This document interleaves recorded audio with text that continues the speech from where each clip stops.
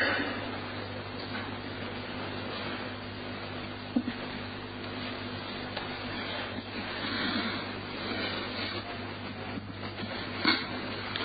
الله الرحمن الرحيم.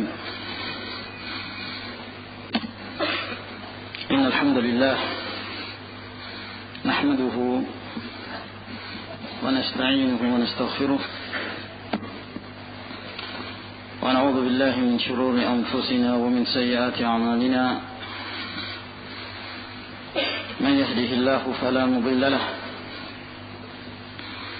ومن يضلل فلا هادي له. وأشهد أن لا إله إلا الله وحده لا شريك له وأشهد أن محمدا عبده ورسوله وصلى الله عليه وعلى آله وصحبه وسلم تسليما كثيرا. أما بعد، معاشر الإخوة رحمكم الله, telah kita jelaskan sebahagian dari syubhat haula'il qaum yang berusaha untuk mementahkan jarah dan tahdzir para ulama terhadap Jam'iyyah Ihya' Turath yang sangat jelas perselisihan dan penyimpangan mereka dari tariqatu ahli sunnati wal jamaah. Cukuplah perkataan Syekh Al-Albani rahimahullah ta'ala yang khabir terhadap sepak terjang Ihya' Turath bahwa mereka telah menjadi seperti al-ikhwanul muslimun yang tidak lagi mementingkan tasfiyah wa tarbiyah. Oleh karena itu mereka memanggil da'i fitnah, tidak menyaring orang-orang yang datang kepada mereka untuk memberikan pelajaran kepada mereka, sehingga tazkiyah yang disebutkan dari sebahagian para ulama, tidak boleh seorang itu berhujjah dengan tazkiyah tersebut lalu kemudian berusaha menutup mata dari perselisihan atau penyimpangan-penyimpangan yang terjadi. Yang wajib bagi seorang muslim yang memiliki naluri salafi, kalau ungkapan ini benar, adalah at-taharri lil bahthi 'anil haqqi, berusaha untuk mencari kebenaran dan berusaha untuk melihat perkara-perkara tersebut dengan mata kepala yang jernih, dengan pemikiran yang jernih, yang dingin, lalu kemudian menghadapkan setiap dari penyimpangan mereka kepada Alkitab dan sunnah Rasul sallallahu alaihi wa ala alihi wasallam.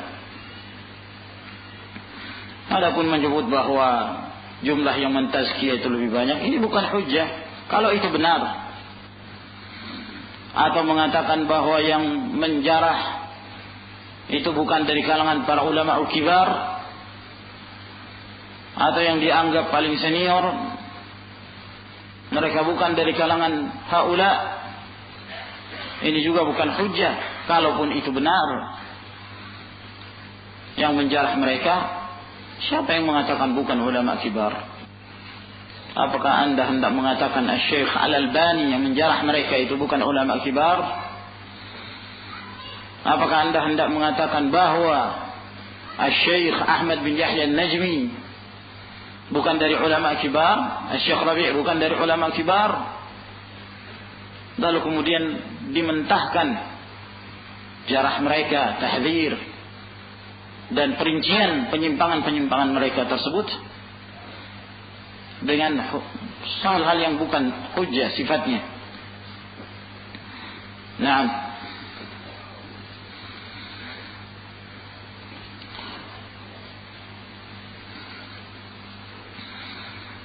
mereka juga mengatakan bahwa orang-orang yang mentahdzir Ihya'ut Turath, mereka itulah yang memecah belah umat.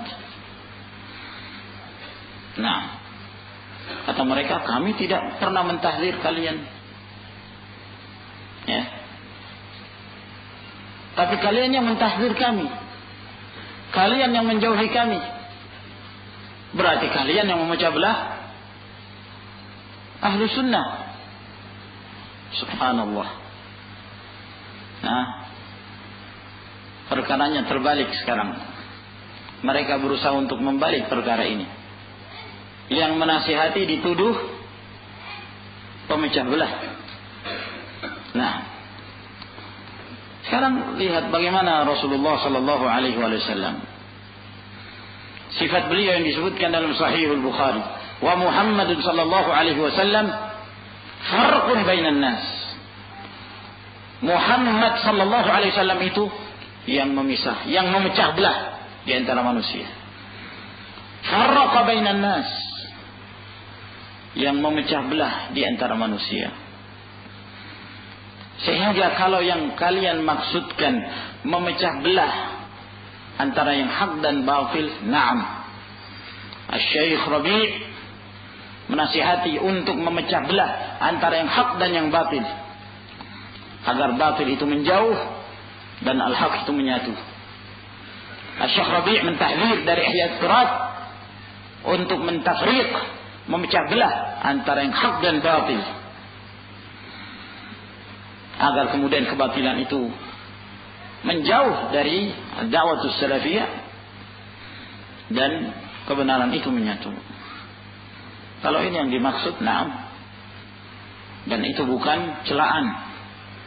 Sebagaimana Rasul sallallahu alaihi wasallam disebut sebagai pemecah belah di antara manusia, yakni yang memecah belah antara hak dan al-batil.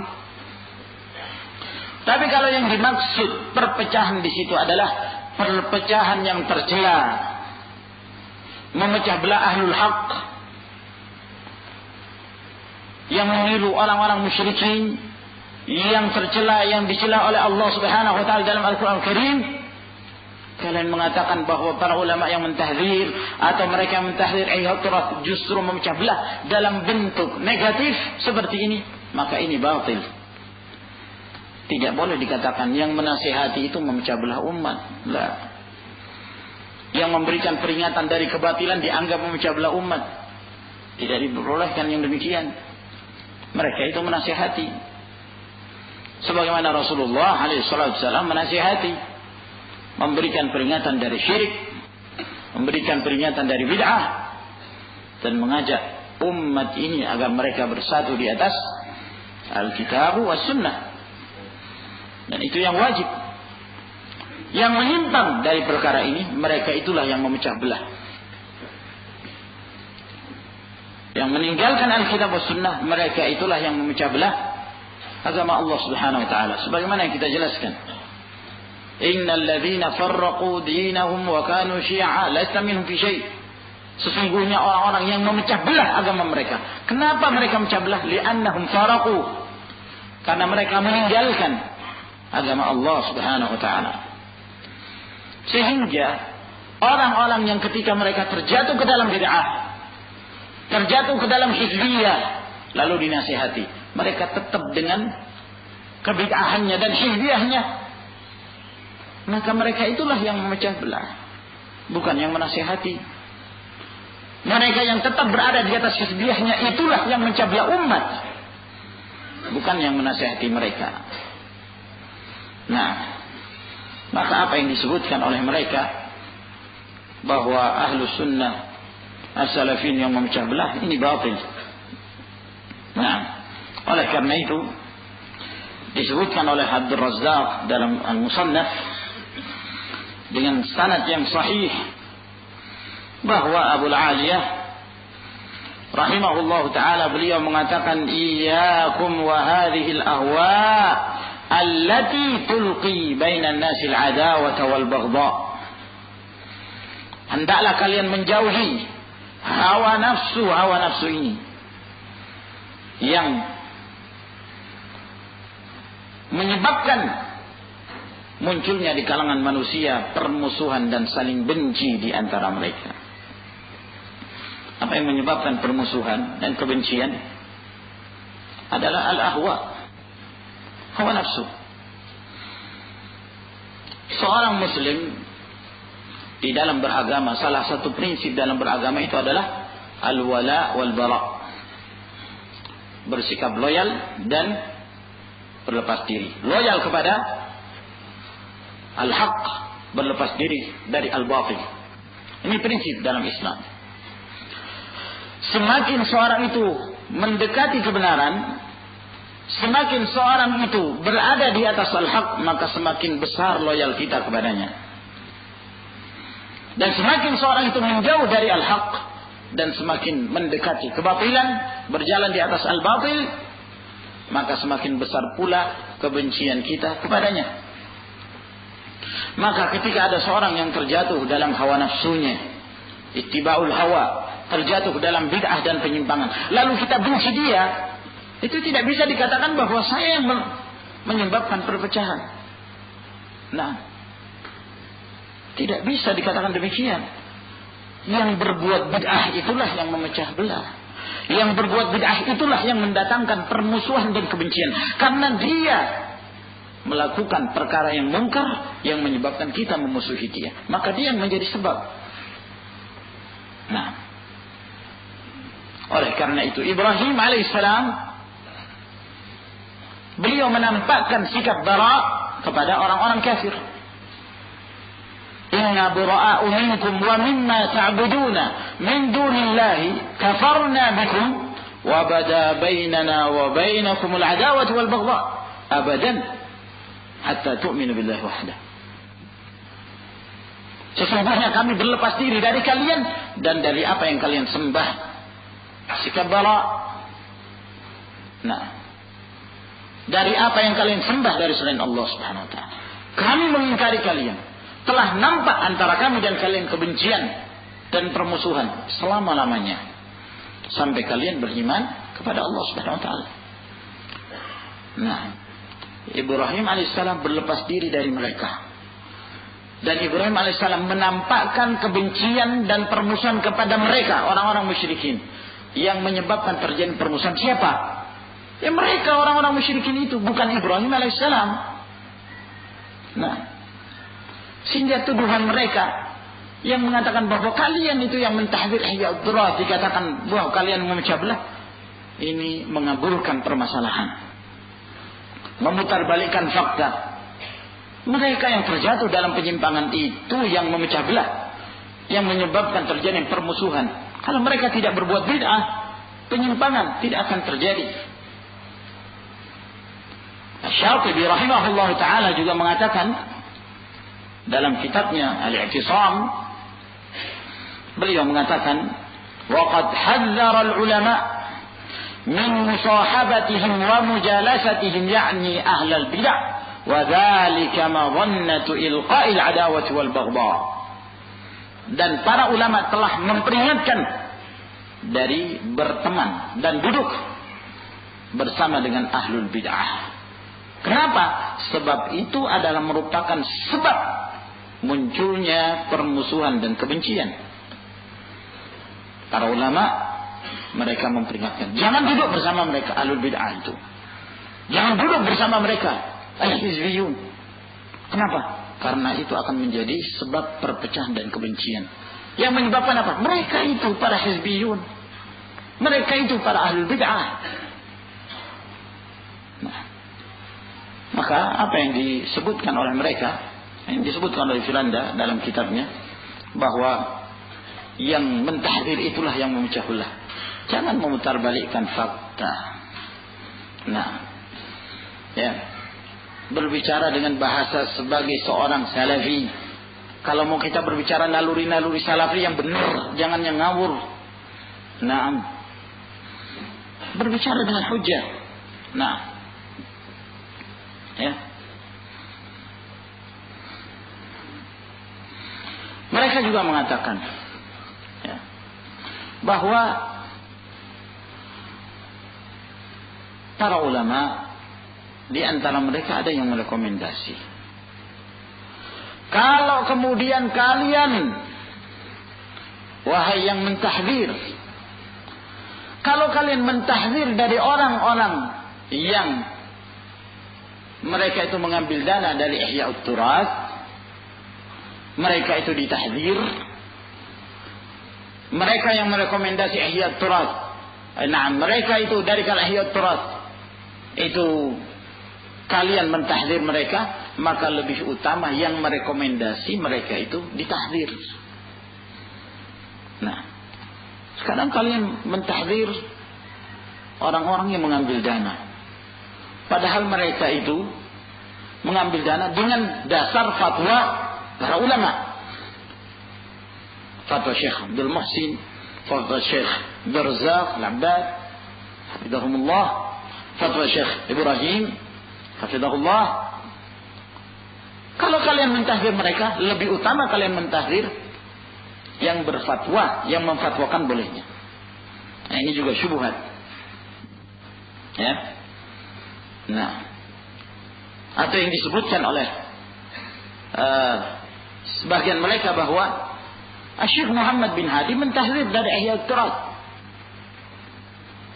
Nah, sementara Syekh Abdul Razak tidak mentahdzir. Tapi Syekh Muhammad bin Hadi tidak mentahdzir Syekh Abdul Razak. Nah, Al-Abbad. Nah, bahkan beliau mengatakan bahwa saya dengan Syekh Abdul Razak seperti dua jari ini. Kira-kira seperti itulah yang disebutkan dari Syekh Muhammad. Nah, ma'asyiral ikhwah rahimakumullah, lagi-lagi dengan syubhat ini berusaha mengkaburkan permasalahan yang ada. Mari kita kembali kepada apa yang disebutkan dan dijelaskan oleh para ulama dalam hal ini. Ma'asyiral ikhwah rahimakumullah, yang pertama yang harus kita ketahui bahwa tidak seorang pun dari kalangan para ulama itu mencakup semua dalil. Tidak satu pun. Sehingga dibangun di atas prinsip ini bahwa yang namanya seorang alim kadang-kadang terjatuh dalam kesalahan. Siapapun dia, walaupun dia adalah Syekh Rabi'. Jangan sampai ada yang mengatakan, oh kalian ini fanatik dengan fatwa Syekh Rabi'. Biasanya ada yang mengucapkan seperti itu. Kalian hanya Syekh Rabi' saja yang kalian jadikan sebagai hujjah, pegangan. Ya subhanallah, bukan. Siapapun dia, walaupun bukan Syekh Rabi', kalau dia mendatangkan hujjah, wajib untuk kita terima. Syekh Rabi' dan selain Syekh Rabi'. Nah, ya, Syekh Rabi' beliau seorang alim. Bukan berarti bahwa beliau seorang yang maksum. Kadang-kadang beliau terjatuh dalam kesalahan. Akan tetapi setiap yang namanya kesalahan itu harus dibuktikan dengan dalil. Nah, apa yang dikatakan oleh Firanda? Dia mengatakan jika para ulama kibar yang memberi rekomendasi saja bisa keliru dan salah, padahal mereka lebih senior dan jumlahnya lebih banyak, maka para ulama yang menghizbikan yayasan tersebut yang notabene mereka adalah murid-murid para ulama kibar tersebut, dengan jumlah mereka lebih sedikit, tentunya kemungkinan untuk salah dan keliru lebih besar lagi. Ini ucapan bukan seorang salafi. Nah, seorang salafi tidak akan berhujjah dengan cara seperti ini. Iya kan? Berhujjah lebih senior, bahwa itu murid, yang ini guru. Guru kalau salah lebih tentu murid lebih bisa salah lagi. Ini apa sih? Seperti permainan. Nah, yang merekomendasi lebih banyak, yang mentahdzir lebih sedikit, karena lebih banyak lebih. Ini pemilu atau apa? Capres apa? Kalau pemilihan capres ya serahkan kepada para politikus. Kita sekarang berbicara tentang dalil. Nah, tidak sepantasnya seorang Kalau dikatakan calon dokter mengucapkan kalimat seperti ini, atau calon S2 mengatakan kalimat seperti ini, tidak sepantasnya. Orang keluaran pesantren salafi saja tidak sepantasnya mengucapkan kalimat seperti ini. Apalagi seorang belajar sekian tahun, di hadapan para masyayikh, bahwa ya gunakan kawaid-kawaid yang telah dipelajari. Jangan pakai naluri, pakai suara terganya, pakai senior dan junior. Ini bukan dalil.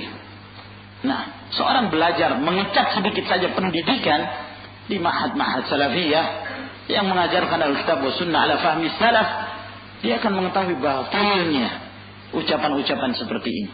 Tidak sepantasnya buku ini direkomendasi. Wallahi tidak sepantasnya. Nah, ma'asyiral ikhwah rahimakumullah. Salah satu aqidah ahlus sunnah yang harus kita fahami bahwa tidak seorang pun dari kalangan alim itu maksum. Kadang-kadang ada yang salah. Al-Imam Syafi'i rahimahullah menyebutkan, beliau mengatakan, ma min ahadin illa wa tadhhabu alaihi sunnatun li Rasulillah sallallahu alaihi wasallam wa ta'zubu anhu. Tidak seorang pun dari kalangan manusia ini, walaupun dia para ulama, melainkan akan pergi darinya sunnah Rasulullah sallallahu alaihi wasallam dan menjauh. Ini ada hal-hal yang kadang-kadang seorang itu terkaburkan. Sebutkan oleh Ibnu Qayyim dalam I'lamul Muwaqqi'in. Ibnu Abdul Barr rahimahullah, beliau mengatakan, wa qad ajaza ala katsirin minhum jahla katsirin min as-sunan al-warida ala alsinati khassatil ulama. Dan para ulama mereka membolehkan atas kebanyakan dari kalangan mereka tidak tahunya banyak dari perkara-perkara sunnah yang datang melalui lisan-lisan khususnya para ulama. Nah, artinya ulama yang khusus pun kadang-kadang mereka tidak mengerti ada hal-hal yang itu dari sunnah. Wala a'lamu ahadan minas sahaba illa waqad syadza anhu baina ilmi al-khassah warida binaqli al-ahad asya' hafidhaha ghairuh wa dhalika 'ala man ba'dahum ajwaz wal ihatatu mumtani'atun 'ala kulli ahad. Dan saya tidak mengetahui seorang pun dari kalangan para sahabat melainkan ada yang syadza anhu. Nah, ada yang terasingkan atau nyeleneh atau keliru di antara ilmu yang khusus yang ada dengan penukilan dari orang per orang, perkara-perkara yang lainnya bisa menghafalnya, yang lain menghafal. Umar bin Khattab radhiyallahu ta'ala anhu yang lama bersama Rasulullah sallallahu alaihi wasallam, beliau tidak mengetahui hadis tentang meminta izin itu 3 kali. Mengetok rumah orang lalu kemudian meminta izin, salam 3 kali, kalau tidak dijawab maka balik. Tidak diketahui oleh beliau. Yang mengetahui Abu Musa al-Asy'ari radhiyallahu ta'ala anhu. Padahal Umar ibn al-Khattab lebih senior. Iya kan? Paling seniornya setelah Abu Bakar As-Siddiq. Kalau ungkapan senior ini benar yani. Nah, min kibaris sahabah. Kalau itu dialami oleh sebagian sahabat, maka setelah mereka itu lebih memungkinkan untuk keliru. Nah, dan mencakup seluruhnya itu hal yang tidak mungkin atas setiap orang. Nah,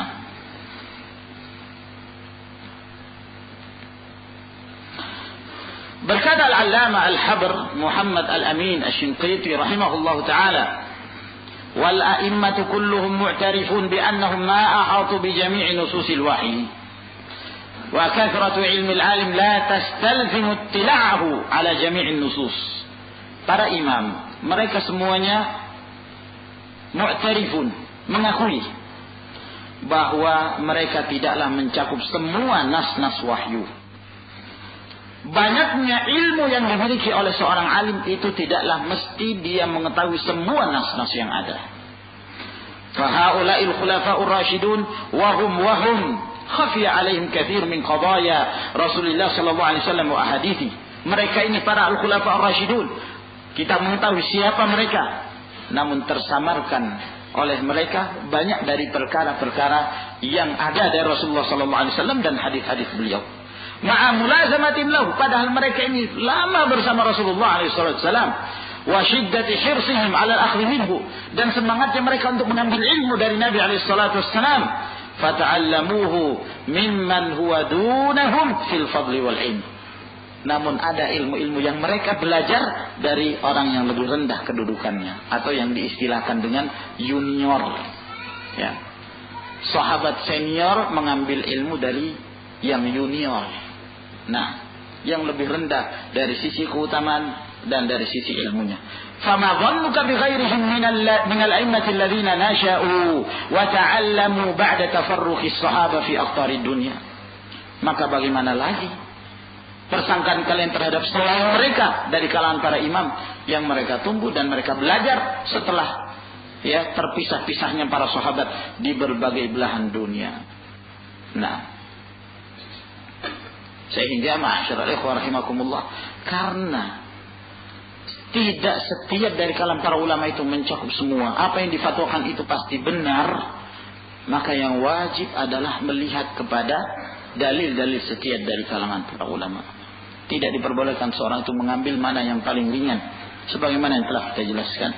Inilah yang dikatakan oleh Imam Syafi'i rahimahullah, man tabi'a sunnata Rasulillah sallallahu alaihi wasallam wafaqtuhu, wa man khalaqa fatarakaha khalaftuhu hatta sahibi.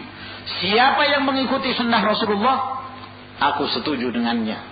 Dan siapa yang meninggalkannya, maka aku menyelisihinya walaupun dia sahabatku. Nah, walladzi la ufariq al-mulazim ats-tsabit ma'a Rasulillah sallallahu alaihi wasallam wa in ba'uda, yang saya tidak berpisah dengannya adalah orang yang senantiasa berjalan bersama Rasulullah sallallahu alaihi wasallam walaupun jauh.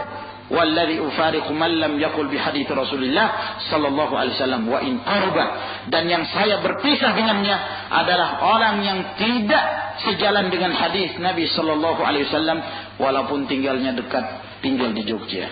Meskipun saya tidak berpisah kepada siapa? Seorang yang senantiasa berjalan bersama Rasulullah walaupun jauh, tinggal di mana? Di Madinah, di Makkah, di Yaman. Walaupun dekat, mantan teman.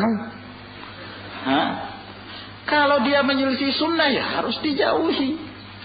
Nah, iya kan? Nah, ini ma'asyiral ikhwah rahimakumullah. Jika demikian keadaannya, maka tidak diperbolehkan, sekali lagi tidak diperbolehkan seorang selalu menjadikan tameng fatwa para ulama tanpa memperhatikan dalil-dalil mereka. Lalu bagaimana dengan mereka yang berpegang kepada fatwa ulama itu? Ya, kenapa kok mereka ditahdzir? Ulama yang berfatwa kok tidak ditahdzir? Oh, beda. Beda. Di dalam Islam dibedakan. Kita diperintahkan untuk mendudukkan setiap orang berdasarkan kedudukannya. Berbeda antara kesalahan seorang mujtahid, dia sampai kepada tingkatan ijtihadnya, dia berijtihad dan tidak nampak darinya hawa nafsu, dia berusaha untuk mengikuti kebenaran namun keliru karena sebab-sebab tertentu, dengan seorang yang menjadi pengekor hawa nafsu. Harus dibedakan. Nah, Syekhul Islam telah menyebutkan panjang lebar dalam kitabnya Raf'ul Malam 'anil A'immatil Alam, sebab-sebab perselisihan para ulama. Nah, sehingga para ulama memiliki kedudukan tersendiri di dalam Islam.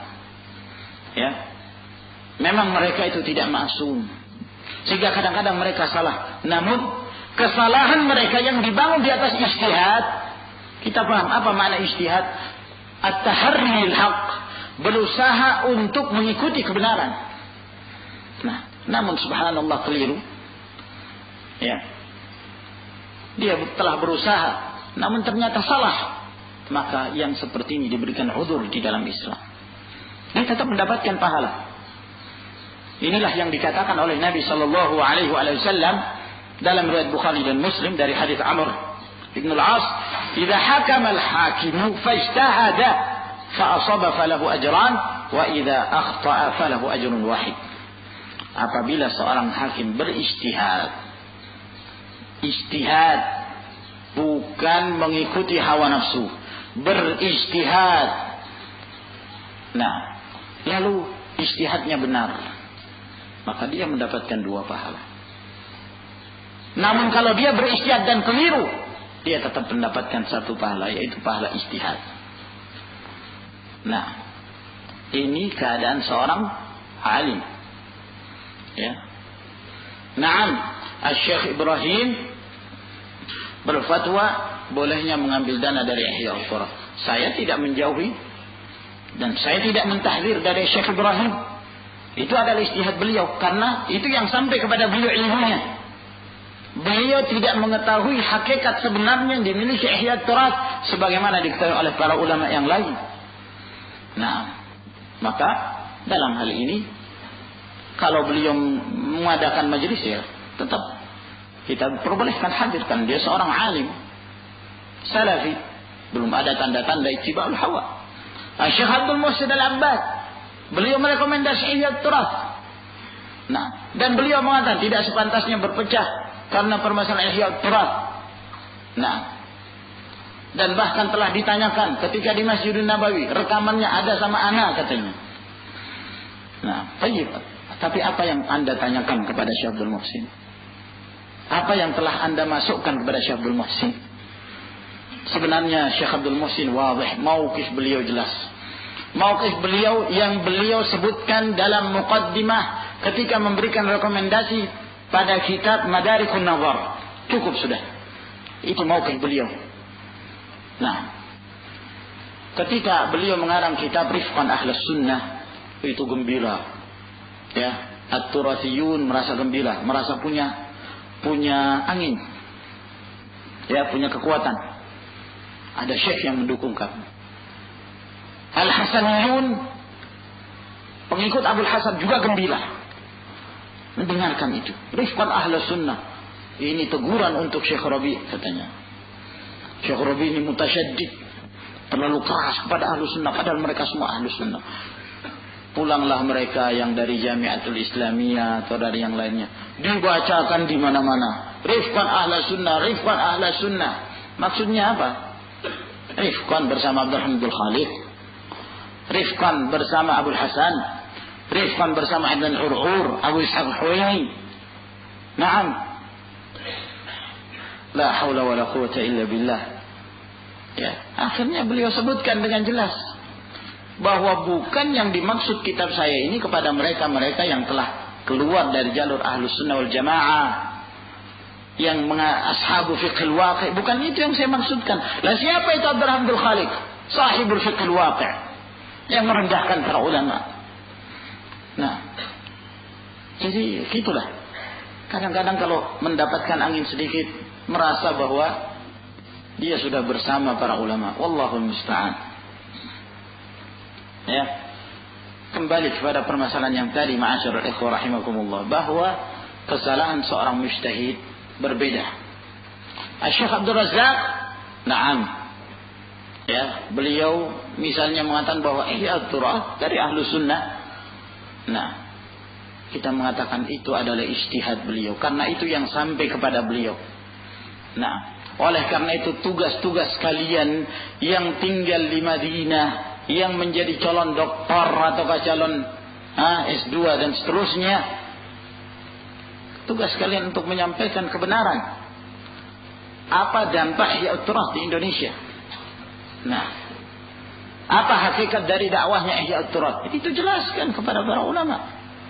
Nah,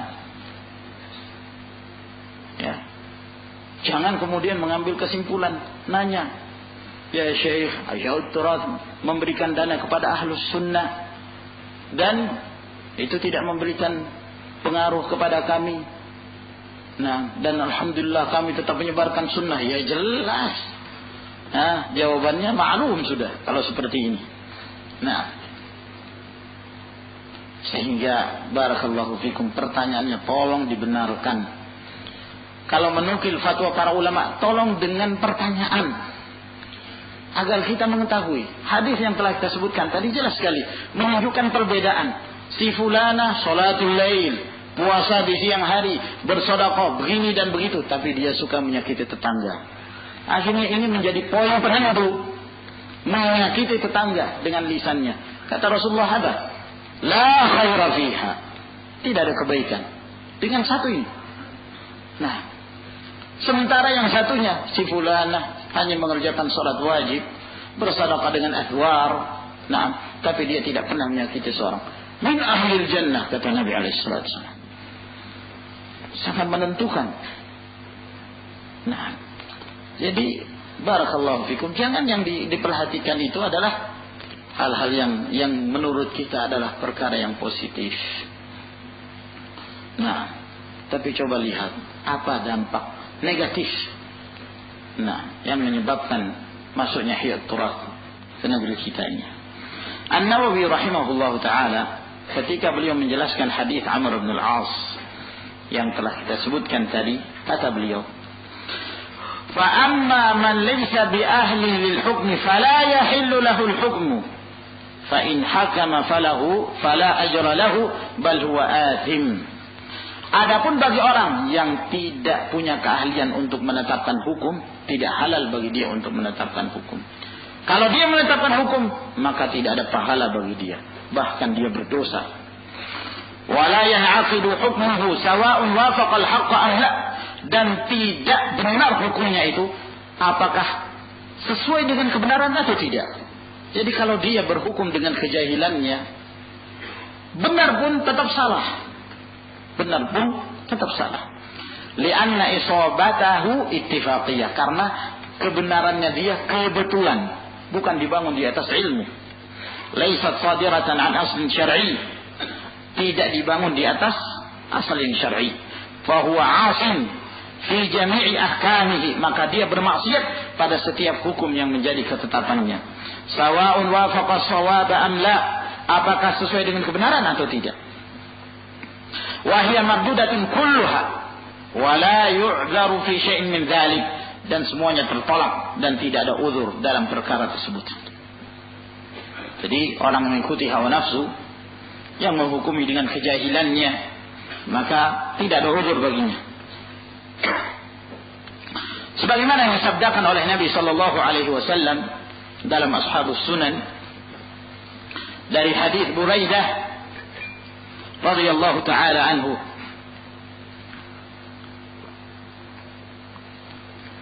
al-qudatu thalatha, qadhi yang menetapkan hukum itu ada 3. Qadhin fil jannah wa ithnani fil nar. Yang satu menetapkan hukum dalam surga, yang duanya dalam neraka. Qadhin arafa al-haqqa faqadha bihi fil jannah. Seorang qadhi yang mengetahui kebenaran lalu dia berhukum dengannya, maka dia dalam surga. Wa qadhin arafa al-haqqa faqadha bi khilafihi fa huwa fin nar. Dan satu qadhi dia mengetahui kebenaran lalu kemudian menetapkan yang menyelisihi apa yang dia ketahui dari kebenaran, maka dia dalam neraka. Wa qadhin qadha ala jahlin fa huwa fin nar. Dan satu qadhi lagi dia menghukumi sesuatu dengan kejahilannya, maka dia dalam neraka. Nah, Ibnu Qayyim rahimahullah taala beliau juga mengatakan dalam Alamul Muwaqqi'in, wa man lahu ilmun bisyar'i wal waqi'i ya'lamu qat'an. Barang siapa yang memiliki ilmu terhadap syariat dan memiliki pengetahuan terhadap kondisi yang ada, maka dia mengetahui secara pasti anna ar-rajul al-jalil alladhi lahu fil Islam qadamun salihun wa atharun hasanatun wa huwa min al-Islam wa ahlihi bimakanin qad takunu minhu al-hafwatu waz-zallatu huwa fiha ma'dzurun bal ma'jurun lijtihadihi. Seorang yang punya kemuliaan di dalam Islam ini, dia memiliki peninggalan yang baik. Nah, athar yang dia tinggalkan juga baik. Dan dia punya kedudukan dalam Islam. Kadang-kadang dia terjatuh dalam kesalahan dan ketergelinciran yang dia diberikan uzur, bahkan dia dapat pahala karena ijtihadnya. Lalu kata beliau, fala yajuzu ayyutba'a fiha, tidak boleh diikuti pada ketergelinciran tersebut. Wala yajuzu an tuhdara makanatuhu wa imamatuhu wa manzilatuhu min qulubil muslimin, dan tidak boleh pula ditinggalkan begitu saja, dibatalkan kedudukannya, keimamahannya, kedudukannya dalam hati-hati kaum muslimin. Selama dia sebagai seorang mujtahid, dia berusaha mencari kebenaran, keliru. Dia berusaha untuk menjawab sesuatu dengan kebenaran, keliru. Nah, maka yang seperti ini tidak boleh dijatuhkan kedudukannya. Dia seorang alim. Maka dari sini jelas kenapa Syekh Muhammad bin Hadi mentahdir dari Ihya'ut Turath, dan beliau tetap menghargai Syekh Abdul Razzaq sebagai seorang alim mujtahid. Nah, jangan lagi kita mengatakan berarti Anda ini Syekh Muhammad bin Hadi kontradiksi dong. Kalau Anda mentahdir Ihya'ut Turath, yang membela dan memberi fatwa kepada Ihya'ut Turath lebih berhak untuk ditahdir. Katanya Firanda begitu. Berarti Syekh Muhammad bin Hadi ini keliru dalam bersikap. Nah, Anda yang tidak mengerti bagaimana menyikapi seorang mujtahid dengan seorang yang menjadi pengekor hawa nafsu. Nah, Syekh Muhammad Al-Amin Asy-Shinqiti lebih jelas lagi menyebutkan dalam kitabnya Adwa'ul Bayan, halaman jilid yang ke-7, halaman 537, 533, 538. Beliau mengatakan, "I'lam anna al-muqallidina ightarru bi qadiyatain dhannuhuma sadiqatain wa huma ba'idatan 'ani as-sidqi." Nah, ketahuilah bahwa orang-orang yang muqallid, ikut-ikutan, mereka tertipu dalam dua perkara yang mereka menyangka bahwa itu adalah perkara yang benar, padahal kedua-duanya itu jauh dari kebenaran. Lalu beliau menyebutkan keadaan yang pertama. Lalu setelah itu beliau menyebutkan keadaan yang kedua. Yang ingin kita jelaskan di sini adalah keadaan yang kedua. Kata beliau, wa ammal qadiyatu tsaniyah, adapun keadaan yang kedua, فهي ظن المقلدين أن لهم مثل ما للإمام من العذر في الخطأ. Persangkaan orang-orang muqallid bahwa mereka juga mendapatkan uzur dari kesalahan mereka seperti seorang imam yang mendapatkan uzur. Nah, seperti katanya Firanda, kalau orang-orang yang mereka mengambil dana itu karena mereka taklid kepada fatwa ulama itu salah dan ditahdir, maka lebih utama yang memfatwakan lebih utama untuk ditahdir. Nah, muqallid hada.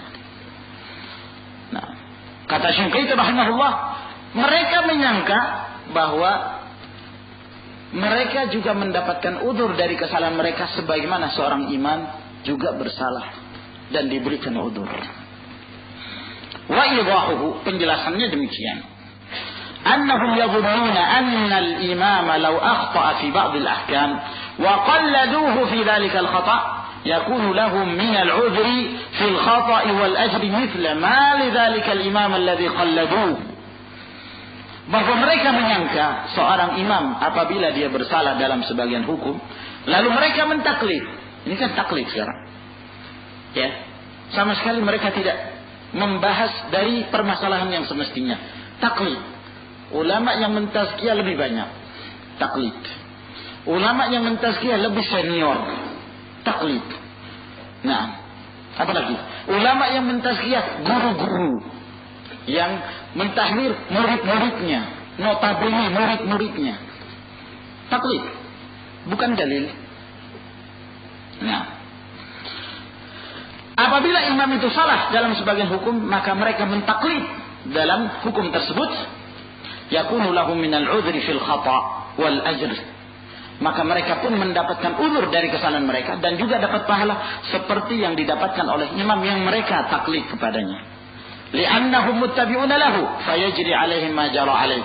Karena mereka hanya mengikuti pendapat ulama tersebut, maka berlaku atas mereka para muqallid sebagaimana yang berlaku kepada para ulama. Kata Asy-Syaikh Syinqiti, wa hadza dhannun kadzibun batilun bila syak.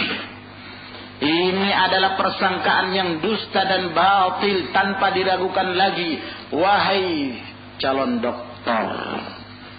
Nah, li'anna al-imam alladhi qalladuhu badala juhdahu fi ta'allumi kitabillah wa sunnati rasulih wa aqwali sahabati wa fatawihim faqad shammar wa ma qassara fima yalzamu min ta'allumi al-wahyi wal 'amali bih. Sebab imam itu yang mereka taklid kepadanya, dia telah mengerahkan kemampuannya untuk mempelajari kitabullah wa sunnatu rasulih dan perkataan para sahabat, fatwa-fatwa mereka. Mereka telah menyaksikan kemampuan mereka. Mereka tidak mengurangi dalam apa yang seharusnya mereka pelajari dari wahyu dan mengamalkannya. Wa ta'atullahi ala dhawil wahyil munzal. Nah, dan mereka senantiasa taat kepada Allah berdasarkan sinar wahyu yang diturunkan. Wa man kana hadza sya'nuhu fa huwa jadirun bil 'udhri fi khata'ihi wal ajr 'ala ijtihadihi. Siapa yang demikian keadaannya, sepantasnya diberikan uzur atas kesalahannya dan pahala atas ijtihadnya. Wadih, jelas sekali. Wa amma muqallidu, adapun yang taklid, na'am, faqad tarakun nazara fi kitabillahi wa sunnati rasulih. Mereka telah meninggalkan untuk memperhatikan kitabullah dan sunnah rasulnya. Wa a'radu an ta'allumiha i'radan kulliyan. Lalu mereka berpaling untuk mempelajarinya dengan sikap berpaling secara menyeluruh. Ma'a yusrihi wa suhulatihi. Dalam keadaan mereka ingin yang mudah-mudah saja. Kalau imam kan dia telah mengerahkan kemampuannya belajar. Nah, kalau ini, dapat dana 500 juta. Sedikit kalau 500 juta. 1 miliar. Nah, cari-cari. Ada fatwa ulama. Sudah cukup, sudah. Nah, nggak diperhatikan lagi, sudah. Ya. Ada yang mentahdir. Nah, kalau diikuti yang mentahdir ini, repot. Nah, jadi kere nanti. Nggak dapat dana. Nah, nggak dapat markas. La haula wala quwwata illa billah. Man taraka syai'an lillah awadahu Allah khairan min. Wa nazzalu aqwal ar-rijal alladziina yukhti'un wa yusibun manzilat al-wahyi al-munzal min Allah. Lalu mereka memposisikan pendapat-pendapat para tokoh itu yang mereka bisa bersalah dan benar seperti kedudukan wahyu yang diturunkan dari Allah. Fa aina haula minal a'immah alladziina qalladuhum? Di mana mereka ini para muqallid dibandingkan dengan imam-imam yang mereka taklid kepadanya? Nah, jangan didudukan seperti wahyu. Kita bahas. Nah, secara ilmiah. Nah, jangan langsung beri kesimpulan. Ada ulama yang merekomendasi, sudah akhirnya tutup mata dengan kesalahan penyimpangan ihya turaf. Ini ma'asyiral ikhwah rahimakumullah. Nah, lalu mereka juga mengatakan bahwa itu kan kesalahan ihya turaf, tidak berpengaruh, kami hanya menerima dana saja. Kenapa kalian mentahdir kami hanya karena menerima dana? Ma'asyiral ikhwah rahimakumullah. Sekali lagi bahwa mentahdir mereka, para ulama mentahdir mereka itu bukan hanya karena menerima dana. Nah, ini yang sering disalahfahami oleh mereka. Bukan karena dana semata, tapi efek dari itu semua. Dana turun, keakraban semakin melekat. Nah, dana turun, maka daurah-daurah terus berjalan. Nah, dana turun, kegiatan-kegiatan ihya turath, mencampur aduk yang hak dan yang batil juga semakin semarak. Baik, masih tidak percaya bahwa tidak ada pengaruhnya di Indonesia, atau berusaha menutup mata dari apa yang telah menjadi dampak perpecahan yang terjadi di Indonesia. Nah, kedatangan Abdurrahman Abdul Khalid.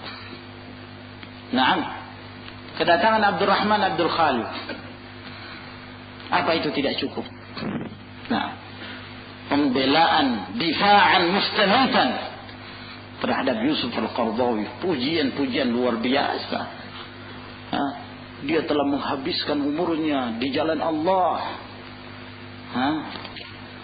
Nah, ini Yusuf Al-Qaradawi, penggemar Ummu Kulthum. Penggemar Ummu Kulthum. Ya, senang dengan lagu-lagunya Ummu Kulthum. Allahul musta'an. Ini Yusuf Al-Qaradawi yang mengatakan bahwa kami berperang melawan Yahud bukan karena agama, tapi karena masalah tanah. Karena hanya masalah tanah, ribut. Nah, Allahul musta'an. Yusuf Al-Qaradawi yang telah melecehkan, merendahkan kedudukan Allah tabaraka wa ta'ala. Nah, yang mengatakan ketika memberikan pujian kepada pemilu yang ada di Yahud Israel, mereka sebut Israel. Nah, itu betul-betul sportif, tidak seperti di negara ini, di Mesir. Ya, jadi pemilu pemenangnya 99,9999%. Ini tidak mungkin katanya. Kemenangan mutlak seperti itu. Allah saja kalau turun untuk menjadi capres, waliyadzubillah, untuk mencalonkan dirinya, tidak akan mencapai nisbah persen yang demikian. Ini yang dikatakan menghabiskan umurnya di jalan Allah, katanya Abdurrahman bin Khalid. Allahul musta'an. Sampai para ulama mengatakan ada kalam riddah, ini ucapan murtad ini. Nah, harus diperintah untuk bertobat, kalau tidak duribat uduqu. Nah, siapa yang menyebarkan makalah Abdul Razak bin Khalifah Asy-Syaiji di Indonesia? Abdul Razak bin Khalifah Asy-Syaiji ini salah seorang murid, kalau benar dikatakan senior, murid seniornya Abdurrahman Abdul Khalid. Orang yang paling dengki terhadap da'watus salafiyah, yang paling benci kepada Syekh Rabi'. Dia mengeluarkan beberapa risalah, di antara tulisannya Al-Khututul Aridah li Usuli Ad'iyah As-Salafiyyah Al-Jadidah. Nah, lalu dia lanjutkan dengan risalah yang berikutnya, Adwa ala Fikr Du'ati Salafiyyah Al-Jadidah. Nah, yang menjelaskan, kata dia, bahwa pemikiran Syekh Rabi' itu pemikiran salafi baru. Lalu kemudian tambah lagi, semakin berani dia menulis risalah Al-Badi' fi Bayani Manhaj Dr. Rabi' Dirasa Naqdiyah. Nah, Al-Badi' dalam menjelaskan manhajnya Dr. Rabi'. Dia sebut doktor, bukan syekh ya. Ya, dirasah naqdiyah. Nah, ini Abdul Razak Asy-Syaiji yang mentaan Ahlus Sunnah, mentaan para ulama Ahlus Sunnah.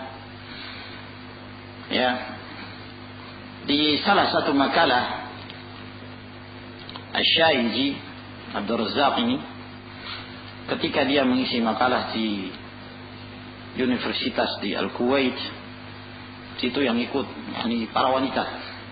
Ya. Nah, majelisnya para wanita. Salah seorang di antara wanita itu ada yang Rafidhi, nah Syiah. Kebanyakannya yang hadir itu ya di hadapan Abdul Razak Asy-Syaiji tanpa hijab, wanita-wanita mutabarrijat. Nah, dalam salah satu yang dia sampaikan di majelis tersebut, dia mengatakan, innahu minal khata' munaqashatu qadiyatil mar'ah min manzurin syar'i wa dini, li'annana lasna fi mujtama'in islami nahtakimu fihi ila al-halal wal haram. Merupakan satu kesalahan kalau kita niqash, yakni membicarakan perkara seorang wanita itu dari sisi syariat, dari sisi agama. Nah, kekeliruan katanya. Bahas wanita dilihat dari sisi agama. Nah, keliru. Nah, kenapa? Karena kita tidak sedang berada di masyarakat Islam yang berhukum dengan perkara yang halal dan haram. Jadi dia berada di negeri Kuwait. Dia mengatakan kami tidak sedang berada di masyarakat Islam. Berarti kanan kirinya apa itu? Dia termasuk orang yang membagi tauhid menjadi 4 bagian. Tauhidul hakimiyah. Nah, tidak akan jauh dari Abdurrahman bin Khalid. Bal fi mujtama'in nahtatimu fi ila dustur. Namun kita berada di masyarakat yang kita berhukum berdasarkan undang-undang buatan. وبالتالي لا نقاش قضية المرأة من منظور أن هناك أدلة تجيز وأخرى لا تجيز عبث ومضيعة للوقت. Tambah lagi bahwa kita membicarakan urusan wanita ditinjau dari sisi syar'i, bahwa di sana ada dalil yang membolehkan, ada dalil yang tidak membolehkan. Ini sia-sia dan menyia-nyiakan waktu. La haula wala quwata illa billah. A'udzu billah dari orang yang seperti ini, yang merendahkan kedudukan syariat. Berbicara tentang wanita gak mau dilihat dari sisi syariat, lalu berbicara apa? Nah, dilihat dari sisi undang-undang yang berlaku katanya. Nah, sekarang kita berbicara tentang poligami, misalnya berbicara tentang poligami. Kalau kita berbicara tentang Islam, kita menyebutkan dalil-dalil disyariatkannya poligami, iya kan? Wah, jelas. Dalil dari Alkitab dan Sunnah. Ditinjau dari hukum negatif, gimana? Poligami itu boleh nggak? Hah? Boleh nggak? Nah, boleh, tapi syarat-syaratnya macam-macam yang tidak terdapat dalam Alkitab dan Sunnah. Lalu gimana? Kita kesampingkan masalah syar'i ini. Nah, menikah dengan seorang wanita umurnya 15 tahun. Kita tinjau dari sisi syar'i. Boleh nggak pernikahan dini seperti ini? Hah? Rasulullah menikah Aisyah berapa tahun? Nah, lalu dilihat dari sisi positif, hukum negatif. Nah, ya subhanallah. Akhirnya ini orang mau mendakwahkan Islam, ingin berhukum dengan hukum Islam, atau ridha dengan hukum yang sudah ada. Lalu mana keislamannya? Lah ini yang mentaan para ulama salafiyin. Lalu disebarkan dari Tengaran sumbernya itu. Disebarkan melalui Yusuf dan Isa, terjemah apa? Disebarkan di mana-mana. Nyebar waktu itu. Nah, ini apa bukan dampak ya? Pengaruh dari Ihya Uturat atau sekedar dana saja yang turun? Nah, itu pengaruhnya besar. Nah, daurah-daurah yang didirikan itu siapa yang mengisi? Di tempatnya di mana? Pindah-pindah daurah Ihya Uturat. Kadang-kadang di Tengaran. Nah, kumpul macam-macam manusia di sana. Ya, yang pernah menerima dana Ihya Uturat. Yang menerima dana Ihya Uturat itu macam-macam. Ada yang ngaku salafi, ada yang enggak ngaku sama sekali, aqlani, mu'tazili, ikhwani, macam-macam. Kumpul karena yang mengadakan Ihya Uturat. Maka yang pernah dikasih dana kumpul di situ. Nah, ya memang lumayan, masya Allah, dananya besar tiap saat makan puas. Orang yang jauh rumahnya dananya lebih banyak kalau pulang. Iya, pulang itu gemuk, nambah berapa kilo. Nah, ya, Allah musta'an. Ya, yang ngajar Syarif Hazza. Nah, sama yang lain-lainnya itu pengajarnya. Nah, jadi masih tidak percaya kalau tidak ada pengaruhnya.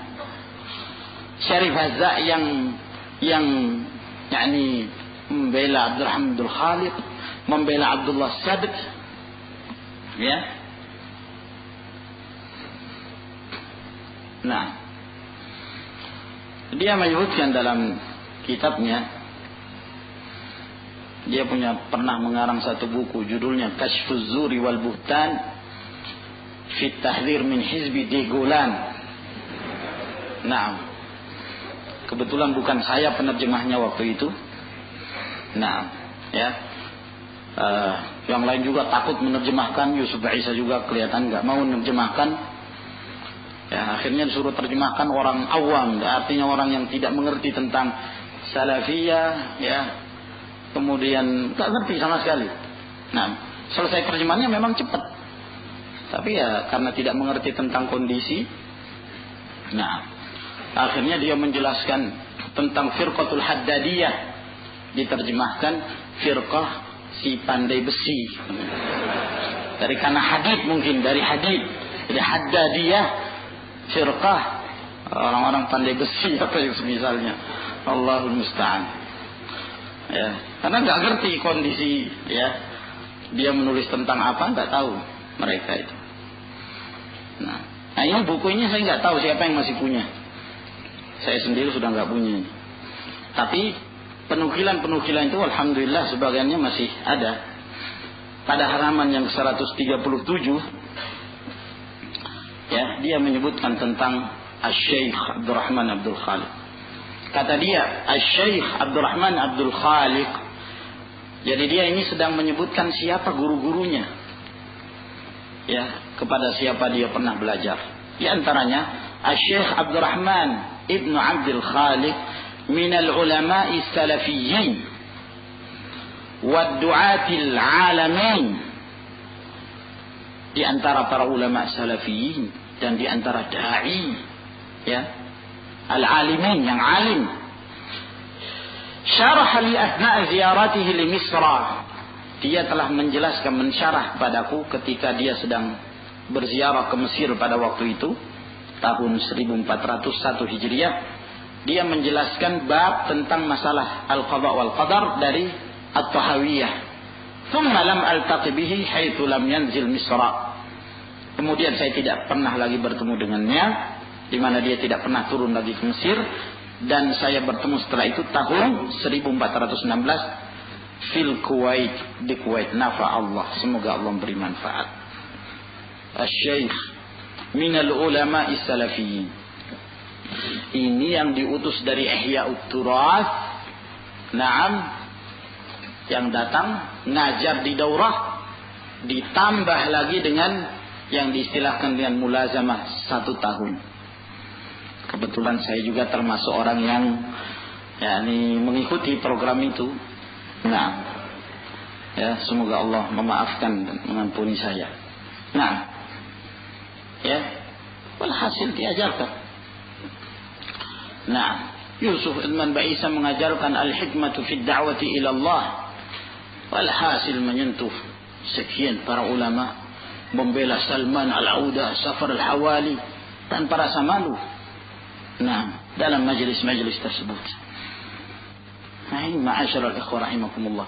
Masih juga kita mengatakan tidak ada pengaruhnya di Indonesia. Nah, Ihya'ut Turath mengadakan daurah di Makassar. Saya tidak mengikuti kebanyakan daurah Ihya'ut Turath, tapi saya menceritakan apa yang saya alami. Ihya'ut Turath di Makassar. Ada satu pesantren namanya Darul Istiqamah. Al-Istiqamatu ala dhalalah. Naam. Darul Istiqamah, Macoba. Nah, daerah Maros. Ini, ya, mungkin kalau mau bicara yang lebih paham tentang pesantren ini Ustaz Sarbini tanya. Beliau pernah di sana. Nah, manhaj yang diterapkan di pondok pesantren ini adalah manhajul ittiba'. Ittiba'. Bagus kan? Mutaba'ah. Tapi bukan mutaba'atul Rasul, mutaba'atu amir ma'had. Ittiba' kepada pimpinan pondok pesantren.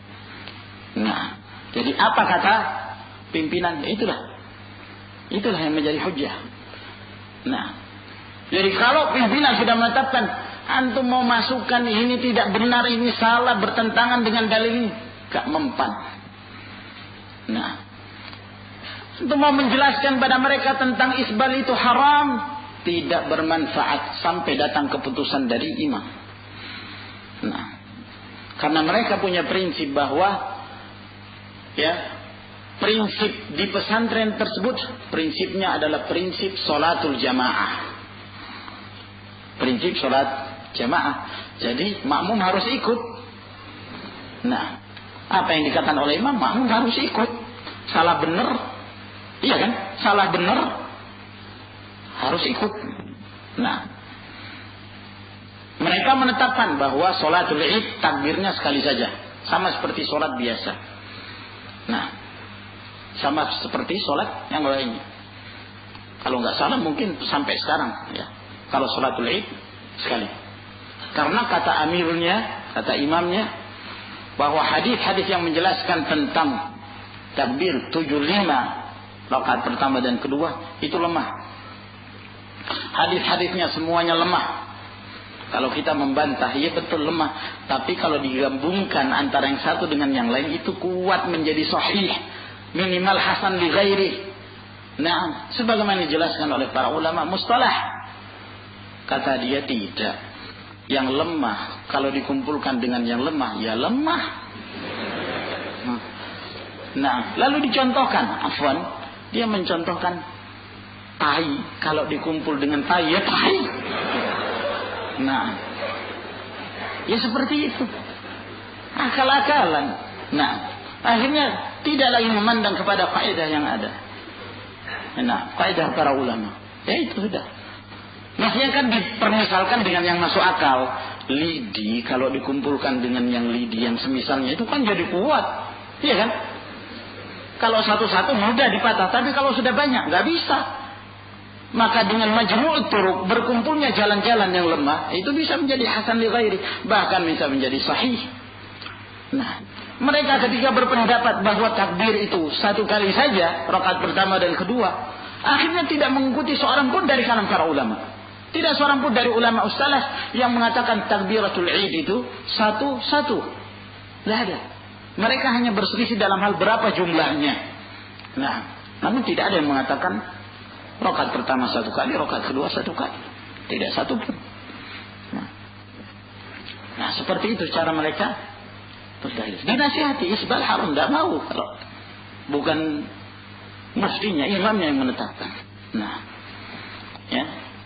Sampai suatu ketika imamnya ini karena desakan harus pelihara jenggot itu wajib untuk dipelihara, maka dia berbicara di hadapan umatnya. Nah, dia mengatakan ya sudahlah, jenggot ini kan tumbuh terus. Jadi kalau digunting, dicukur, tumbuh lagi cukur, capek. Jadi biarkan sajalah. Nah, jadi memelihara jenggot bukan karena dalil. Memelihara jenggot bukan karena dalil, tapi ya daripada capek, ya sudah biarkan saja. Nah, la haula wala quwwata illa billah. Ini dana ihya uturat, luar biasa. Sana bangun tahfidzul Quran, bangun rumah sakit bersalin. Nah, dan mendirikan daurah di sana. Kebetulan salah satu daurahnya saya sempat menghadiri. Kumpul lagi-lagi kumpul dengan macam-macam manusia. Nah, cuma karena ya yang adakan Yahud Torah ya kita ikut sajalah waktu itu tentunya. Nah, macam-macam orang dari Wahdah, ini Aqlani ini. Nah, itu ya yang di antara yang diajarkan ada yang bagus sih, menjelaskan tentang karakteristik manhaj Ahlus Sunnati wal Jamaah. Ya. Tapi setelah itu, waduh, di kamar itu jadi perbincangan kumpul aqlani wa hadza hizbi, hadza mu'tazili. Nah, macam-macam komentar-komentar mereka itu. Ya. Waktu itu saya sempat bertanya kepada salah seorang, saya lupa siapa namanya. Nah, Syekh, sekarang ini banyak orang berbicara tentang Abdurrahman Abdul Khaliq. Gimana pendapatmu tentang Syekh Abdurrahman Abdul Khaliq? Padahal anak tanya itu dengan adab. Ya. Anak sebut Syekh. Nah, anak cuma mau dapat keterangan dari dia. Semenjak saya bertanya itu tidak dikasih jawaban, bahkan anak nggak diajak ngomong sama dia. Nggak diajak ngomong sama sekali. Ada apa ini? Nah, kalau ingin jelaskan, iya kan? Nah, hasil ma'asyarul ikhwah rahimakumullah, apakah yang seperti ini juga tidak dikatakan dampak dari Ihya'ut Turab? Jadi bukan hanya para pedagang yang kesini itu. Nah, ngasih uang sekalian kegiatannya. Nah, Allahumma musta'an. Ya, akhirnya orang semakin memudah-mudahkan bergaul dengan hizbin itu semakin, yakni seakan-akan menjadi satu hal yang lumrah di kalangan mereka.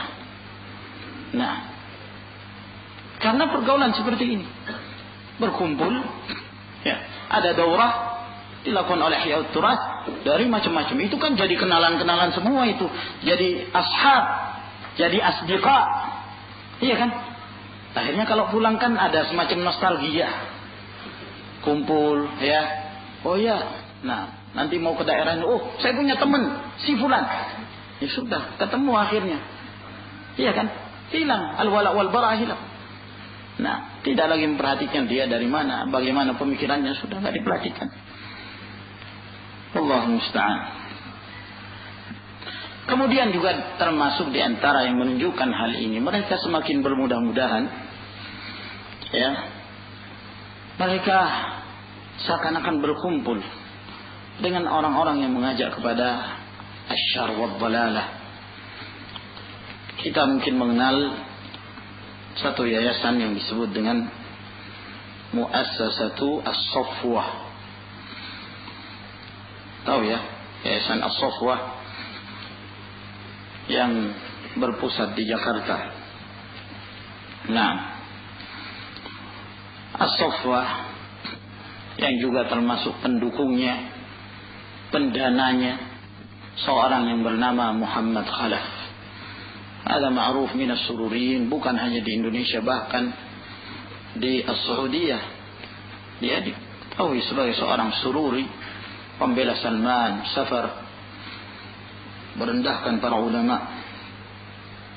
Siapa yang melihat situs As-Saffwah sampai sekarang, kegiatan-kegiatan As-Saffwah, di antara yang disebutkan di situs tersebut ketika menyebutkan tentang kaset-kaset, nah, yang disebarkan oleh Yayasan As-Saffwah ini, nah, menunjukkan bahwa mereka itu benar-benar tahawun, kumpulnya dengan hizbiyun, pembelanya kepada hizbiyun. Antum tidak akan mendapatkan kaset Syekh Rabi',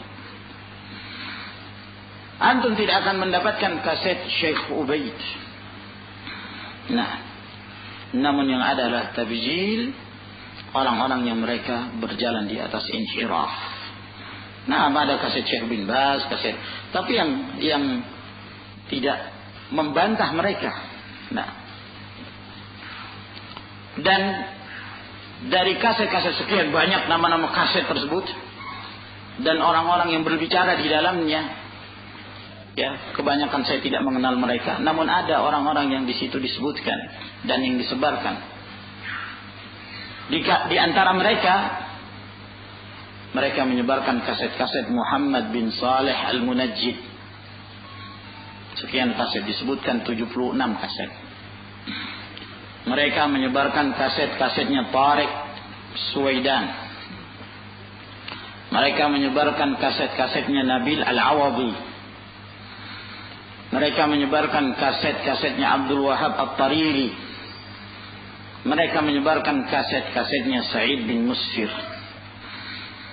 dan yang lainnya. Namun yang saya sebutkan ini adalah orang-orang yang saya ketahui para ulama berbicara tentangnya. Adapun tentang Tariq Suwaidan, maka Tariq Suwaidan ini dikenal sebagai seorang qas, tukang cerita. Tukang cerita, senangnya kalau ceramah itu cerita. Nah dia ini kalau cerita macam-macam yang diceritakan sampai menyentuh permasalahan yang menyelisih Ahlus Sunnah wal Jamaah, menceritakan pertikaian yang terjadi di kalangan para sahabat, pertikaian antara Muawiyah dengan Ali bin Abi Thalib radhiyallahu taala anhuma, itu diceritakan panjang lebar. Padahal di antara akidah Ahlus Sunnah wal Jamaah as-sukut fi ma shajara bainahum, diam dari perselisihan yang terjadi di kalangan para sahabat.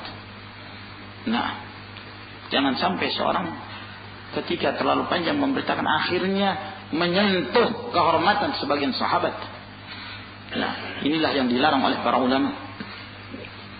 Oleh karena itu Syekh Abdul Aziz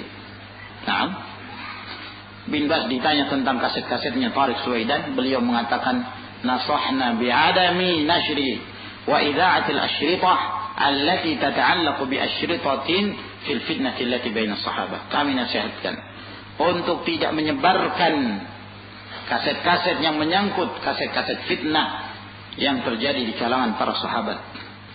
Syekh Muhammad bin Shalih Al-Utsaimin juga beliau ditanya tentang kaset-kaset Tariq Suwaidan, maka beliau mengatakan ana ansahu bistima'il asyritatil mufidah min ayyi insanin kana. Saya menasihatkan untuk mendengarkan kaset-kaset yang berfaedah dari siapa saja. Wa uhadziru minal istima' minal asyritati ghairil mufidah min ayyi insanin kana. Dan saya peringatkan untuk mendengarkan kaset-kaset yang tidak berfaedah dari siapa saja. Wal insanul fahimul aqil ya'rifu ma laysa bimufid wa ma kana mufidan. Seorang manusia yang faham, berakal, dia akan mengetahui mana yang bermanfaat dan mana yang tidak bermanfaat. Fa ayyu asyritatin tanshur ma hadatha baina as-sahaba min umurin ijtihadiyah allati addat ila iqtitali ba'dihim ma'a ba'din ala wajhi al-khata' wal 'amd alladhi hum fihi mujtahidun. Adapun kaset-kaset yang menyebarkan pertikaian yang terjadi di kalangan para sahabat dari perkara-perkara ijtihad yang menyebabkan terjadinya saling bunuh-bunuh di antara mereka, dengan cara menyalahkan, atau sengaja, ala wajhi al-khata' wal 'amd alladhi hum fihi mujtahidun, apakah dengan cara tidak sengaja ataukah sengaja yang mereka itu para sahabat berijtihad. فإن هذه الأشرطة لا يجوز استماعها, maka kaset-kaset ini tidak boleh didengarkan sama sekali. لأنها لا بد أن تؤثر في القلب, sebab itu akan memberikan pengaruh ke dalam hati. الميل مع هؤلاء وهؤلاء وما دام الإنسان في عافية والحمد لله. Beliau menjelaskan secara panjang lebar tentang sikap Ahlus Sunnah dalam menyikapi perselisihan yang terjadi di kalangan para sahabat. Fatwa Syekh Shalih Al-Fauzan, demikian pula ditanya tentang kaset-kaset Tariq Suwaidan, kata beliau hadhihi al-asyrithah la yajuzu tarwijuha wala bay'uha wala shira'uha. Kaset-kaset ini tidak boleh disebarkan, tidak boleh dijual, tidak boleh dibeli, bal yajibu man'uha, wajib untuk dicegah. Mereka sebarkan. Allahumma musta'an. Demikian pula fatwa dari Syekh Abdul Muhsin Al-Abbad hafizahullah taala.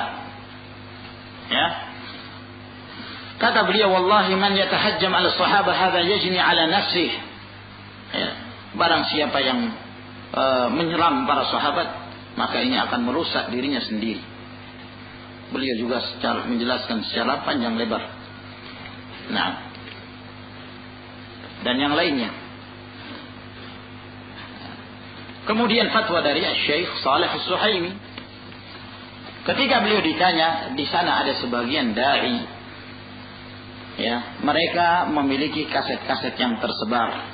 Mungkin juga ada padamu ya Syekh, seperti kisah-kisah para nabi.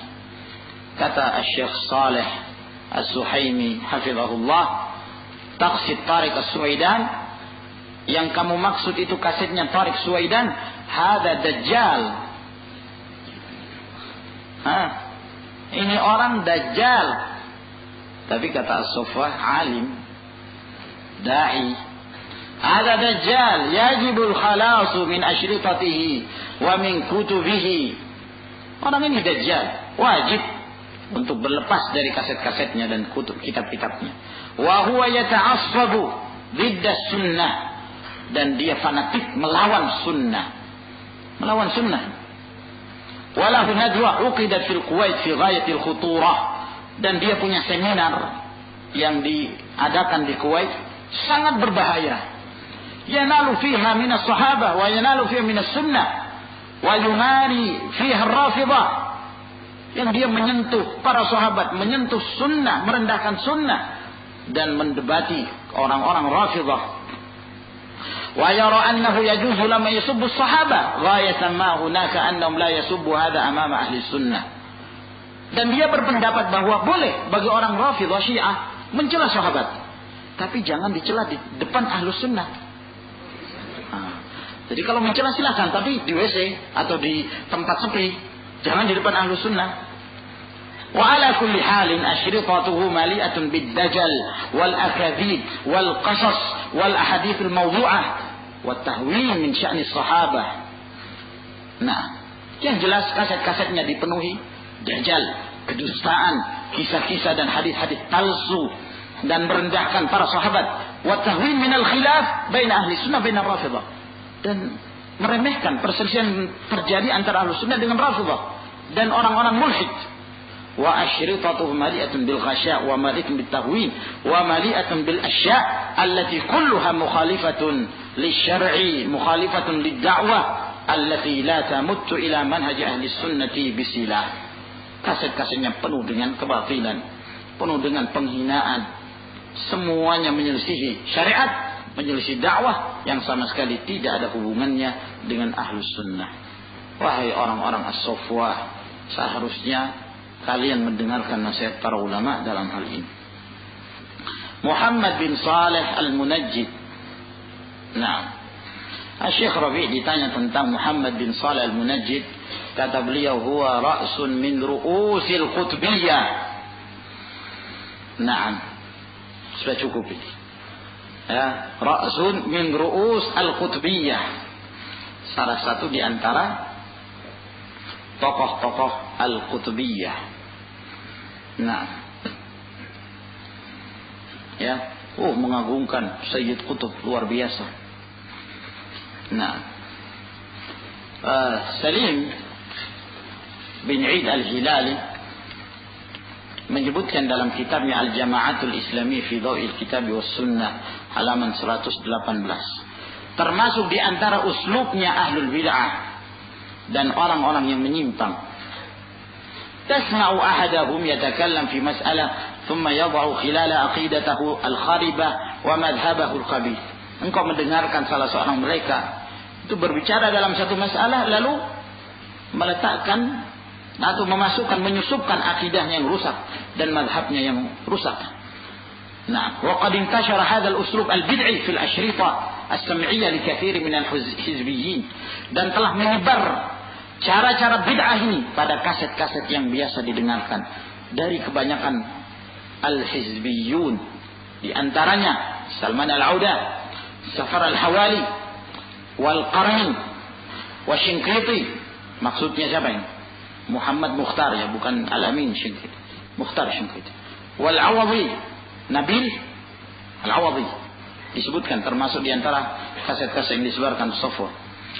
Wal Uraifi, Muhammad Al-Uraifi juga disebutkan kaset-kaset As-Safwa. Wa Tahiri, Abdul Wahhab At-Tahiri juga disebutkan di antara kaset-kaset As-Safwa. Wa Duwaish, Ibrahim Ad-Duwaish juga termasuk di antara kaset-kaset as-Safwa, wal Munajjid, wa Suwaidan, wa Amr, wa Khalid, wa Muhammad Hassan, Muhammad Husain Yaqub, wa Abdul Qa'qa' Al-Halabi. Nah, luar biasa ini, cukup banyak. بينما هو يتكلم على أشراط الساعة والإخلاص أو التوبة أو الزهد والرقي والأخلاق فإذا به يخرج عن الموضوع أصلا ورأسا. Ya. Ketika dia berbicara tentang tanda-tanda hari kiamat, ikhlas, taubat, zuhud, hati, masalah raqaid, akhlak. Makanya kalau judul-judulnya, bagus-bagus judulnya, masalah zuhud, masalah raqaid, taubat.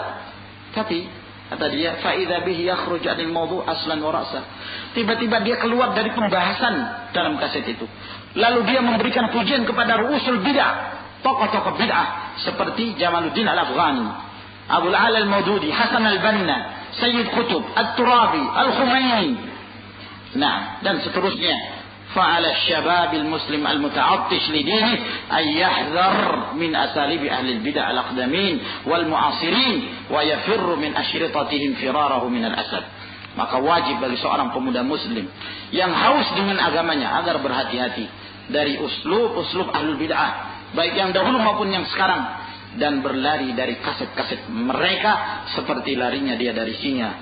Wa hasbunallah wa ni'mal wakil. Nah, Ibrahim Ad-Duwaish. Nah, Syekh Rabi' ditanya tentang Ibrahim Ad-Duwaish. Ya. Apakah boleh mendengarkan kaset-kasetnya Ibrahim Ad-Duwaish? Kata beliau, la. Nah, tidak diperbolehkan, tidak boleh. Nah,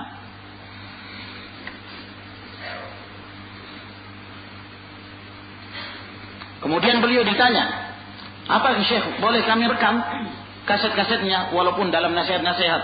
Kata Syekh, la mawaid wala syai'. Tidak dalam nasihat, tidak pula yang lainnya. Nasihat-nasihatnya makhluta bil ahadits adh-dha'ifah wal akhbar sayyi'ah. Ya, dipenuhi hadis-hadis dhaif dan berita-berita yang buruk. Nah, dan itu adalah pembukaan yang besar untuk memerangi as-salafiyyin. Nah, demikian pula fatwa dari Syekh Ahmad bin Yahya An-Najmi. Nah, beliau ditanya tentang kaset-kaset Ibrahim Ad-Duwaish. Kata beliau, "Na'am, kullu man hasala minhu ma hasal min asy-syafahat yanbaghi an yubta'ada an asyratihi wa alla nasma' asyratahu li'annahum yadussuna as-summa fil 'asal."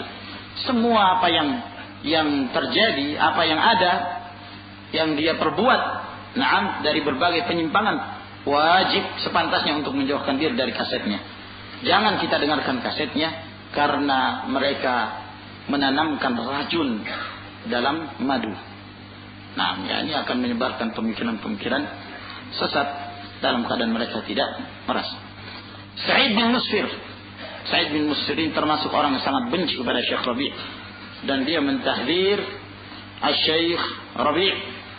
Nah, dan dia punya ucapan-ucapan yang menyanjung-nyanjung na'am ru'us al-hizbiyah seperti Al-Qaradawi, na'am, demikian pula Muhammad Qutb, ya, dan yang lainnya dari tokoh-tokoh hizbiyah, dan merendahkan seorang untuk membicarakan tentang syirik-syirik. Na'am, yang wajib sekarang berbicara tentang tauhid, ya, tentang syirik-syirik hukumah pemerintah yang tujuannya adalah takfir. Wallahu musta'an. Nabil Al-Awadhi ini juga termasuk duat al-ikhwan muslimin, duat Ihya Turat yang berada di Kuwait. Nah, dan orang ini juga melakukan pembelaan kepada ikhwan muslimun dan merendahkan kedudukan para ulama. Nah, ya, dan yang lainnya. Tapi kenapa kita menyebutkan ya nama-nama orang ini, dan apa hubungan as-Safwa? Kenapa kok kita menyebutkan di majelis ini? Naam, lalu menyebutkan kaset-kaset yang disebarkan oleh as-Safwa. Di sini kita ingin mengingatkan bahwa as-Safwa sama sekali tidak menyeru kepada al-manhajus salafi yang bersih, yang sahih. Nah, kaset-kaset ini menunjukkan syahid. Ya. Lalu apa hubungannya dengan duat orang-orang yang menerima dana di Ihya Turat di Indonesia ini. Silahkan dibuka situsnya dalam kegiatan-kegiatan Yayasan As-Safwa. Ketika mereka mengadakan kegiatan pada 25 Rabiul Awal sampai tanggal 1 Rabiul Akhir tahun 1421. Ya, ini 9 tahun yang lalu, kurang lebih tahun 2000. Itu diadakan program Diklat Da'i dan Mubalik PD2M, yaitu program penempaan da'i menjadi lebih berkualitas. Nah, ini diadakan di Ponpes Yatim Ibnu Taimiyah Cijeruk, Bogor. Yang menjadi tema sentral PD2M adalah kaidah ingkar mungkar dan kaidah fiqhiyah. Hadir pada acara tersebut sebagai pemateri adalah Syekh Khalid bin Abdullah Al-Muslih hafizahullah. Beliau adalah seorang ulama yang tinggal di Unaizah, menantu dari Syekh yang tidak asing lagi bagi kalangan Ahlus Sunnah wal Jamaah dunia abad 21 ini, Syekh Muhammad bin Shalih Al-Utsaimin. Kita dengarkan dia dari kalangan Sururiyin. PD2M ini mengkaji secara detail dua buah kitab yang sangat urgen, yaitu Al-Amru bil Ma'ruf wan Nahy 'anil Munkar Syekhul Islam Taimiyah, Al-Qawaidul Fiqhiyah Syekh Abdul Rahman bin Nasir As-Sa'di. Acara yang bertepatan dengan tanggal 28 Juni sampai 3 Juli tahun 2000 Masehi ini diikuti oleh 78 dai yang berasal dari berbagai daerah di Indonesia dan 2 orang mustami'. Mereka adalah pertama Ustadz Yazid Abdul Qadir Jawas, Mudir Yayasan Minhajus Sunnah Bogor. Ustadz Abu Nida Khomsah Sofwan LC, Mudir Yayasan Majelis At-Turath Yogyakarta. Ini bukan pembagian hadiah ya, ini Anda sebutkan ya, orang-orang yang ikut hadir. Ustadz Khalid Syamhudi LC, Ustadz di Ma'had Imam Bukhari. Mungkin sekarang sudah pindah, punya ma'had sendiri. Ustadz Abu Ihsan Al-Maidani LC MA. Tidak puas dengan LC, ada MA-nya lagi. Ustadz di Jazirah Sumatera bagian utara. Nah, ya tertulis Jazirah ya akhi. Nah, Ustadz Nizar Sa'ad Jabal LC, Mudir Ma'had Al-Irsyad Tengaran Salatiga. Ustadz Abu Haidar Sundawi Al-Sundawi, Mudir Yayasan Ihya Sunnah Bandung. Ustadz Asmuji Muhayyab LC, Mudir Ma'had Imam Syafi'i dan 4 staf pengajarnya. Ustadz Ali Nur LCMA, Ustadz di Jazirah Sumatera Utara. Ustadz Farid Qasim Anus, Ustadz di Jeddah Dakwah Center Jeddah, nah, Kingdom Saudi Arabia. Ustadz Abu Hamzah Agus Hasan Basori LCMAG Da'i Jawa Timur. Ustadz Muhammad Zahri Komaruddin. Ustadz Gais Ibnu Umar Bawazir Al-Irsyad Pemalang. Ustadz Masruhin Sahal, Mudir Ma'had Taif Al-Mansurah. Hashim Rifai, ada yang Mansya, dan Ustadz sejumlah dari NTB, sejumlah dari Makassar dan yang lainnya. Acara ini dibuka secara langsung oleh Syekh Muhammad bin Ibrahim Al-Khalaf dari Unaizah. Nah, tokoh Sururiyin dengan didampingi oleh Mustafa Aini, Ketua Departemen Dakwah As-Safwa. Nah, beliau ini orang yang demikian perhatian dan terus membantu tersebarnya dakwah Ahlus Sunnah wal Jamaah di Indonesia. Juga acara diklat tersebut ditutup pada hari ke-7 oleh Ustadz Zainal Abidin bin Syamsuddin LC, Wakil Ketua Departemen Dakwah As-Safwa.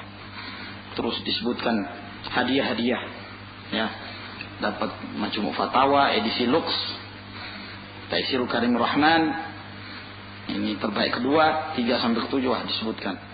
Nah, menghabiskan dana kurang lebih tidak kurang dari 30 juta rupiah tersebut. Nah, ya semakin bertambah kegiatan semakin banyak.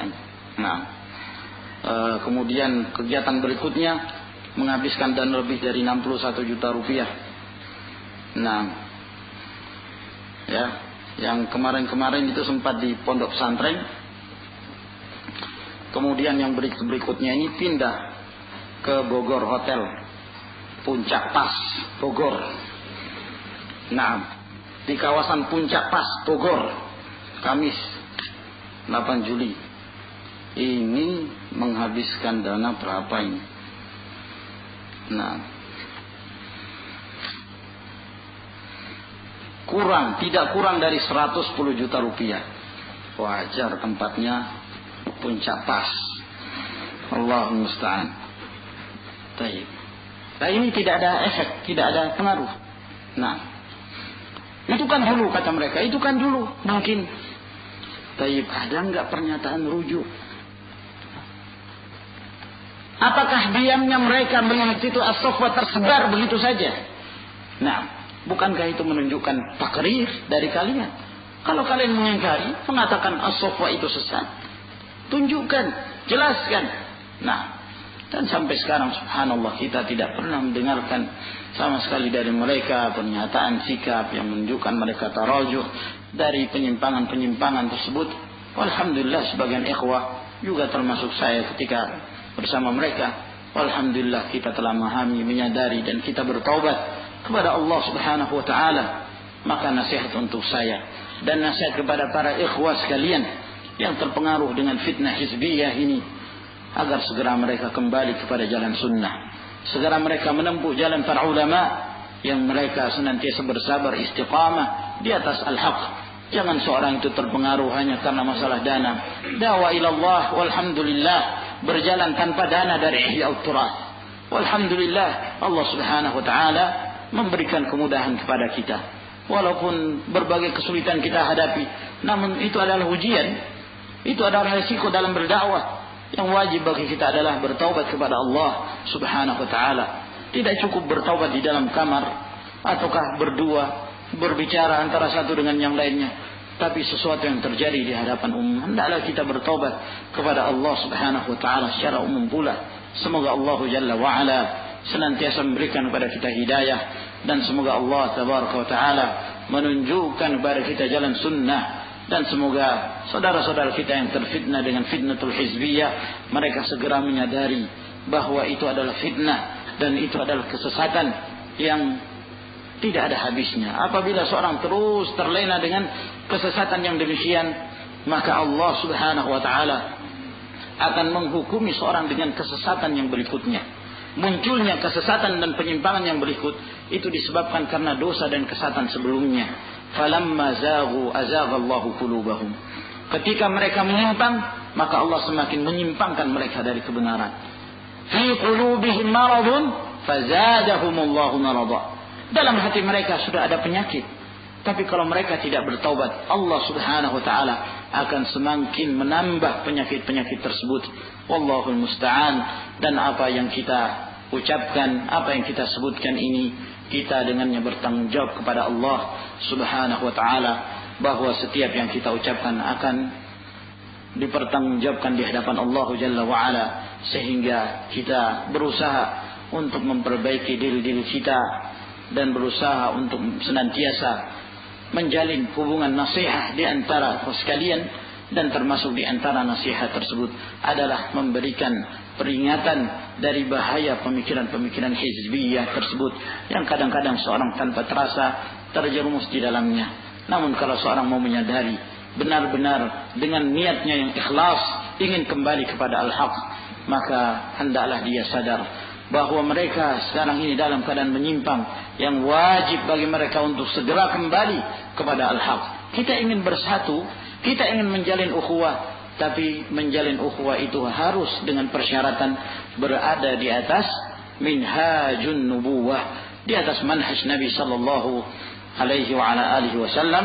Wallahu taala alam bissawab. Saya kira sampai di sini insyaallah. Semoga Allah Jalla wa ala memberikan manfaat kepada kita sekalian. Lebih dan kurangnya mohon dimaafkan. Wa akhiru da'wana alhamdulillahi rabbil alamin.